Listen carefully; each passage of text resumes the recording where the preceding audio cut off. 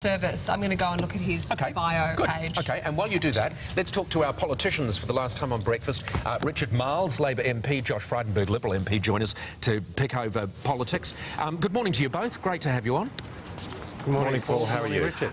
Good, thank you. Obviously, we can't go past the story of the week. I mean, honestly, this is weekus horribilis for the Prime Minister, the last week of the House sitting this year. Richard, to you first of all, I mean, what's the point of this week, do you think, in terms of the coalition attacks on Julia Gillard? Well, I think this has become a very sorry affair.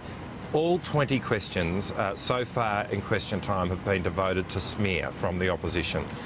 You've got the Deputy Leader of the Opposition who is running this campaign. She said yesterday morning that she accused the Prime Minister of fraud. Within a few hours, she's backing down. She has said that she has spoken to Ralph Blewett on one occasion. It's now been reported in the papers that she's spoken to him on more than one occasion.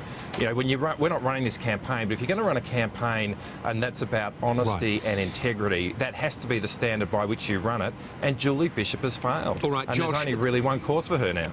Josh, it is a dangerous strategy from which I think you have to be careful that there are no winners. I mean, certainly Julia Gillard is not winning this week. Labor are not winning. You're successfully keeping their agenda away from the public's eye. But at the same time, are the Liberals of the coalition not running a real danger in pushing an argument that maybe the public are well and truly over? No, not at all. There are legitimate questions for the Prime Minister to answer, and she's facing a perfect storm. She was rolled yesterday in the caucus over the Palestinian vote issue, and now there are real questions over integrity and her judgment as Prime Minister. Look, we've had big questions about the Prime Minister's judgment right through her Prime Ministership, whether it was over rolling Kevin Rudd, whether it was the backing of Peter Slipper, whether it was about the economic management and border protection, and this is no different. As Julie Bishop has said, the Prime Minister created the vehicle, Paul, the stolen vehicle that was driven to the bank to do a highway robbery of AWU funds. And even Bill Shorten, a minister in her own government, has said this was unauthorised. This slush fund was unauthorised and inappropriate. So there are real questions to answer here. Yeah, I mean, it's a clever line, Josh, but at the end of the day, we don't blame Holden for every car accident, do we? You know, but they built the cars. Without them, there wouldn't be car accidents. She was the lawyer, Paul. Don't look over the fact that she was the lawyer who was eventually asked to leave Slater and Gordon for doing something inappropriate. All right, there are legitimate questions to be asked. OK, at the end of this week, and you're winning, because when I look at the front page of The Australian today, you know, in the lead to the Christmas break, no governing party, no Prime Minister wants a front page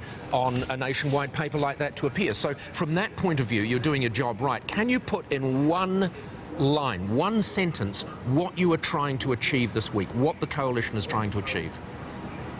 We're trying to hold the Prime Minister account to what we think was fraudulent conduct. And so we need to get to the bottom of what she knew, when she knew it, and why people like Bill Shorten are saying it was an inappropriate and unauthorised slush fund that was created. So these are legitimate questions, and on the floor of the Parliament, the Prime Minister should answer those questions. All right, just to draw a line under this, Richard, finally on this subject, is it not the Prime Minister's fault, because it takes two to tango, is it not the Prime Minister's fault that there is still oxygen in this, that after talking about this for more than a decade, the conversation still goes on? The Prime Minister could not have been more frank. She has made herself available to the Canberra Press Gallery twice now for extensive questioning. But, you know, you asked Josh, can he put it in one sentence? You can put it in one word. The opposition are about smear. They're about smear in the absence of any substance.